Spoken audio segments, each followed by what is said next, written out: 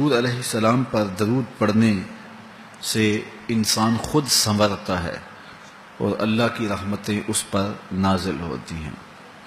علماء نے لکھا ہے کہ درود اللہ کی بارگاہ میں ایک دعا ہے جو اللہ کی بارگاہ میں عرض کی جاتی ہے، اے اللہ، نبی رحمت صلی اللہ علیہ وآلہ وسلم پر رحمتوں کا نزول کر۔ تو کوئی یہ دعا مانگے کہ اے اللہ اپنے نبی پر رحمتوں کا نزول کر، تو کیا اللہ تعالیٰ اس کی یہ دعا قبول نہیں کرے گا؟ تو درود ہر صورت میں قبول ہے۔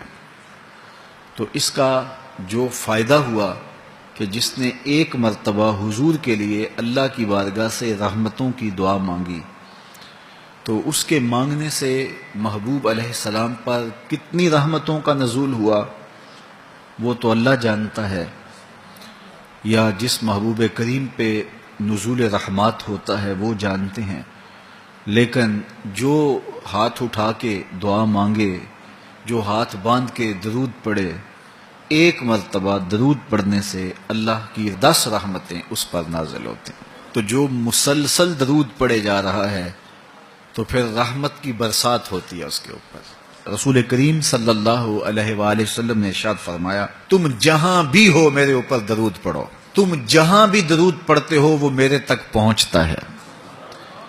صبح پڑھو، شام پڑھو، دوپہر پڑھو، دن کو پڑھو، رات کو پڑھو، نماز سے پہلے پڑھو، نماز کے بعد پڑھو، محفل کے آغاز میں پڑھو، محفل کے دوران پڑھو، محفل کے اختتام پہ پڑھو، مسجد میں پڑھو، گھر میں پڑھو، جہاں بھی میرے اوپر درود پڑھو گے، جیسے بھی میرے اوپر درود پڑھو گے، فرمایا میرے تک پہنچتا ہے۔ ہر شخص یہ چاہتا ہے کہ میں حضور کی قربت پاؤں، حضور کا قرب مجھے ملے، اور اگر کسی کے سینے میں یہ آرزو نہیں ہے تو اس کے سینے میں دھڑکنے والا دل کسی مومن کا دل ہی نہیں۔ یہ میری بھی آرزو ہے، گناہ گار ہونے کے باوجود آرزو ہے، آپ کی بھی آرزو ہے۔ آرزو تو کی جا سکتی ہے، چونکہ کرم ہوتے دیر نہیں لگتی، وہ جس پہ چاہے کرم فرمائیں۔ تو اگر قربت حاصل کرنی ہے تو پھر اس کا طریقہ کیا ہے؟ رسول کریم صلی اللہ علیہ وآلہ وسلم نے ارشاد فرمایا، قیامت کے دن میرے سب سے نیڑے وہ ہوگا جو سب سے زیادہ میرے اوپر درود پڑھتا ہے۔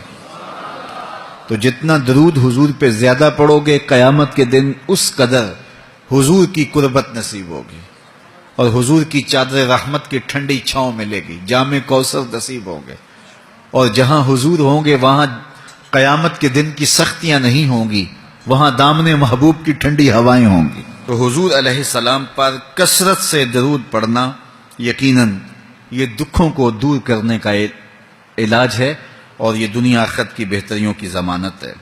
حضرت ابو ہریرہ رضی اللہ تعالیٰ عنہ سے روایت ہے جو امام ابو داود نے اپنی سند سے روایت کی ہے۔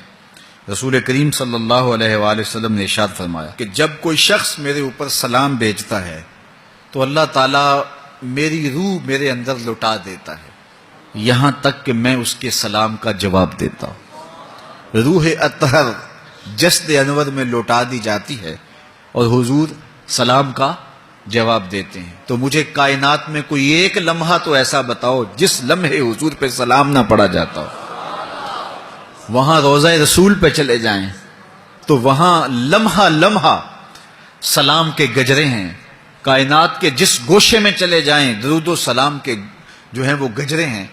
تو کوئی ایک لمحہ بھی 24 گھنٹوں میں ایسا نہیں ہے کہ جب حضور پہ سلام نہ پڑا جاتا ہو، اور جب سلام پڑا جاتا ہو تو حضور کی روح اطہر بدن رحمت میں ہوتی ہے اور حضور سلام کا جواب دیتے ہیں، اور جس کو حضور سلام کا جواب دے دیں، اللہ اکبر۔ تو درود پڑھا کرو، درود حضور علیہ الصلوۃ والسلام سے جواب کا ذریعہ ہے، اور جب جواب جناب رسالت مآب صلی اللہ علیہ وسلم کی جانب سے آ گیا تو دنیا میں بھی بھلا ہی بھلا ہے، آخرت میں خیر ہی خیر ہے۔ حضور علیہ الصلوۃ والسلام نے ارشاد فرمایا، جس کے سامنے میرا ذکر کیا جائے اور وہ میرے اوپر درود نہ پڑے، وہ کائنات کا سب سے بڑا بخیل، سب سے بڑا کنجوس ہے۔ ہم بخیل تو نہیں ہیں، تو پھر پوری یکسوئی کے ساتھ چند مرتبہ حضور پہ درود شریف پڑھ لیجئے۔